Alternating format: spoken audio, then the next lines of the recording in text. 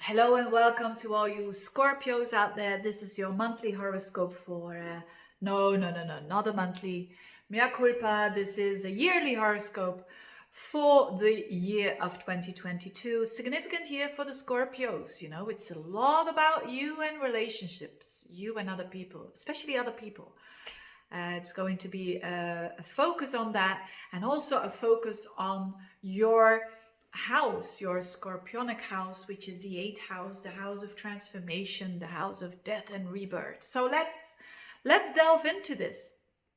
First, I'm going to talk about the retrograde. So Venus is going to retrograde in Capricorn, and that will be in your third house, and that will be the start of the year. So actually already in December time, up until March of 2022, it's that Venus retrograde that is super important. It's your cup of tea, dear Scorpios, because Venus is going to be with Pluto 3 times. And that's scorpionic, kind of all or nothing, yes, all in, no, all out, kind of energy.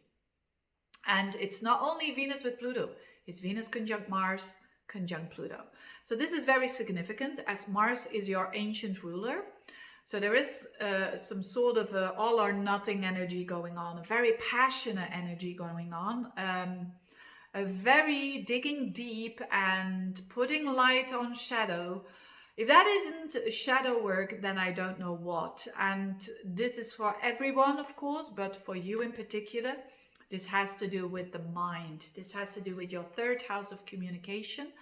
Although I find that when Venus is in the third house, and especially with Mars there as well, it could mean that love is on your mind, and very passionate love, very your cup of tea love, you know, all or nothing, very you could say someone has an impact on you that your life changes, and that can be a new love interest for sure. You know, maybe you are single and you meet someone new, and there's a lot of communication going on because it's in the third house. Or it could also mean a significant relationship that you are in. So boyfriend, girlfriend, spouse, business partner as well, that has to deal with some sort of a transformation and has to deal with some secrets there. You know, again, very scorpionic. But once you have the courage to put light on that, you can transform the relationship, you know, for better or for worse. It depends on your personal situation, but whether you are in a relationship or not, this is definitely a time where there can be some changes. And throughout the year, actually, because also the nodes are going to shift in January from into Taurus and Scorpio. So the North Node will be in your seventh house of Taurus. So that means a focus on other people, a focus on new people that might come into your life and that are destined to do so.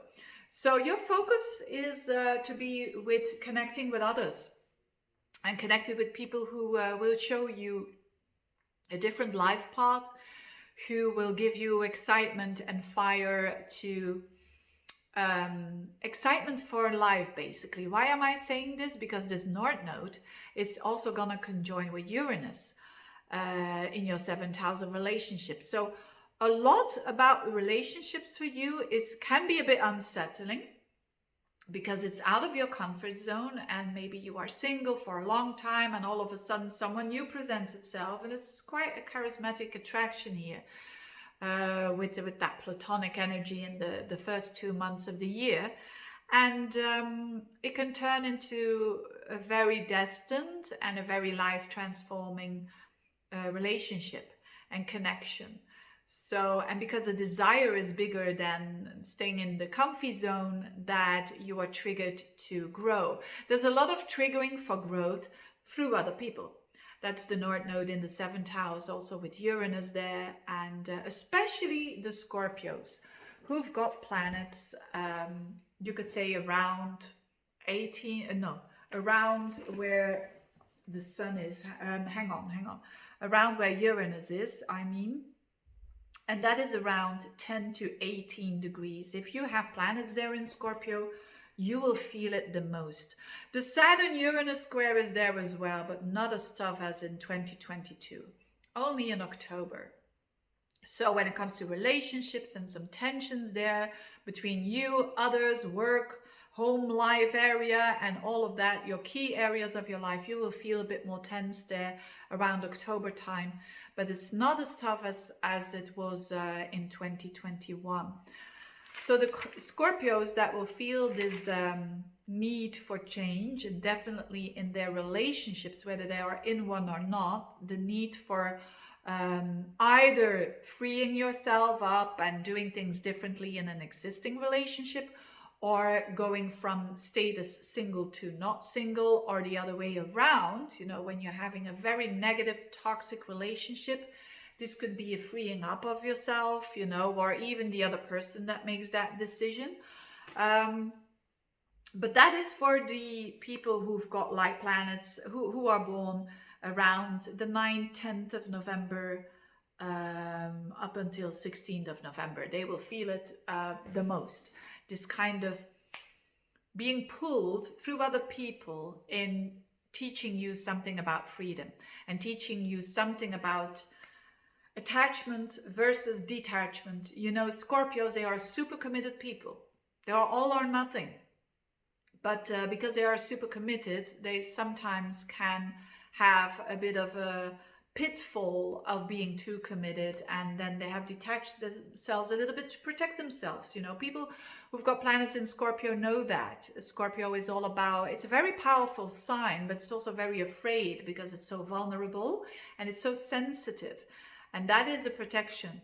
You're going to need your protection, but at the same time, you're going to be so triggered to get out of your comfort zone, because you can't have intimacy without vulnerability.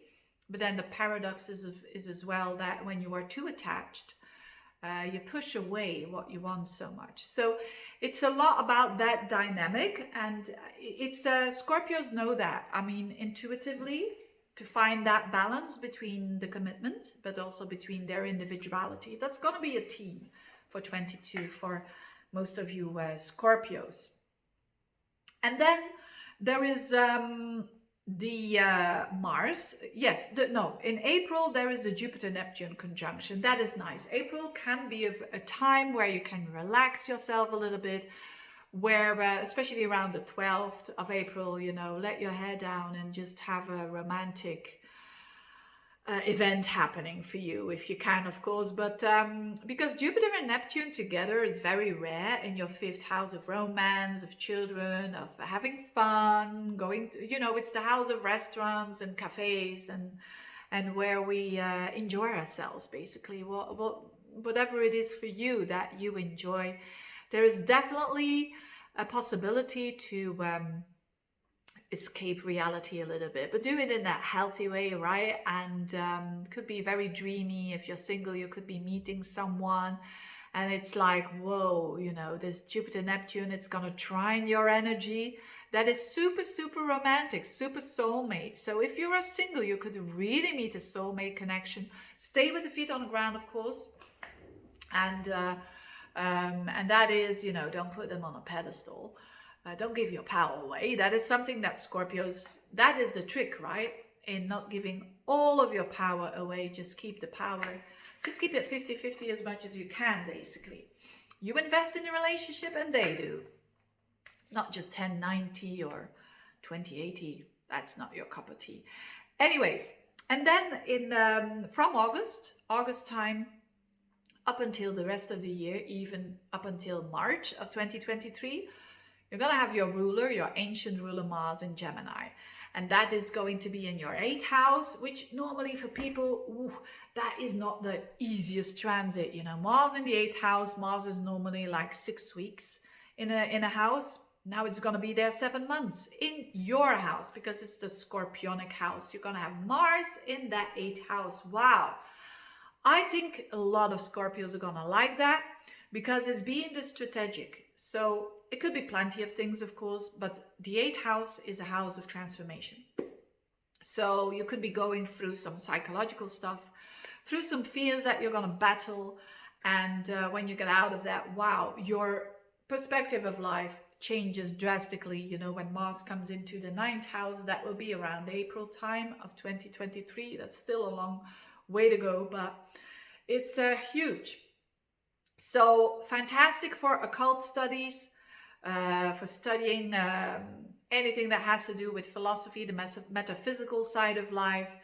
It's also a great time to work on self, to do shadow work, you know, knowing your blind spots, knowing what triggers you and not running away from it, but going through it, you know. And that's the power of the true Scorpio. It kind of gets that rebirth. Through some crises, yes, but it is an opportunity to become more you and to become more authentic than you already are. And on a level, it can also mean intimacy, you know, it can mean doing actions behind the scenes, a lot of, you know, doing things in private stuff, you know, the things that you do not in front of everybody else. And I'm not only talking about just sexuality, I'm talking about even a deeper aspect of closeness with a person. It's body, mind, and soul, and merging with someone on a very deep level. Also merging of finances. So you could be buying a house with a spouse, or investing with a business partner or with a loved one. Could be the case as well. And it takes time because Mars is there in a long period of time. You will have to be a bit patient because of the backwards and forwards move. But once Mars goes direct, which will be in January January of 2023, you will see the results. So a lot of your energy, people will say, oh, this Scorpio person, I don't know what's going on with that person. And that's good, you know, when people say that, because you're supposed to do that. Mars in the 8th house is working behind the scenes, is doing stuff behind the scenes, and in a way that you prepare yourself for big changes in your, as I said, in your perspective, in the way that you view life. So all in all, very Scorpionic year, isn't it? And then, so I mentioned Pluto in your 3rd house of the transformation there and the way that you think. I mentioned Neptune, that lovely energy in April. You know, that very easygoing energy as well. Jupiter will shift into Aries as from the 11th of May up until the 29th of October. And that will be in your 6th house of your day-to-day work. So I haven't been talking about work a lot, but then there could be certainly an opportunity for finding more meaning in your work, finding more meaning in your day-to-day life, finding more meaning in your health even, or improving it. With Jupiter in your 6th house, it's lovely to have if you want to have more purpose in life, basically. And that's a beautiful thing, you know. It is in Aries, so it can be quite fiery. So if you want to have a promotion, you can do it during that period of time. Because the energy is more positive then. And also if you want to improve something that has to do with your routines and that improve your health, it's a very good time to do so as well. Basically, I like that year for the most of the Scorpios. Have fun with it. Have a very good year, dear Scorpios. And of course, it's way too early, but I put them up very early, so that everyone can prepare themselves. Having said that, thank you for watching. See you next time. Bye-bye.